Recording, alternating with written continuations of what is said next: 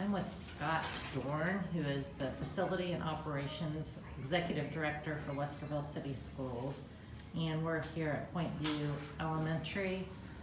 Issue 8 will involve some safety upgrades, and entrances would be similar to this school at the other schools in concept. Scott, tell me a little bit about it. Well, our concept is fairly simple. When a visitor arrives to our front door, they are greeted by a receptionist through a video intercom doorbell system. Once they move through that system, they will be directed into our offices. And what we're going to do is we're going to change some of our buildings so that we have some physical barriers so that they are more aware of the direction that they're supposed to take once they get into the building. After they get into our offices, they'll have a face-to-face communication with one of our employees. They'll be run through our visitor management system and then be granted access into our buildings. And when they're granted access into our buildings, we'll allow them, we'll essentially unlock the door for them so that they can get into all of our learning spaces to the destination that they're looking for. So like here at Point View, there's an intercom at the front door that people have access to now that they can ring. Right. So we have intercoms right now. Part of our process, though, that we're going through right now are swapping those out for devices that are network capable so that we can use them from more locations in the school than just the front office reception.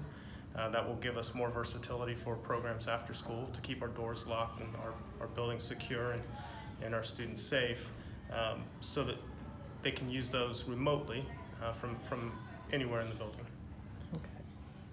And currently, the system, as far as what your goal is for the other schools if issue 8 passes, currently Point View and Central High School already have those concepts in place, correct? Central and Point View have the physical security barriers. We're going to add some more electronic devices to both buildings, but generally our other buildings, that's not the case. And so some of them are as easy as adding a second storefront inside their hallway those doors become the barrier and sends people into the offices. Some are going to be as challenging as moving the office in a classroom so the office ends up being at the front door instead of in the center of the building. Probably one of our most challenging buildings will be Charrington Elementary. Genoa Middle School will be a challenging building because their offices sit in the center of the building, and so those will require some major renovations where others might just be simply adding an exterior door. Okay. So right now there's an exterior door. You ring in and you end up, a guest would go to the office. Correct. And then there's another door that people would go to enter the school building. Correct. So it's a system just designed to allow varying levels of just scrutiny for people who want to come into a school building.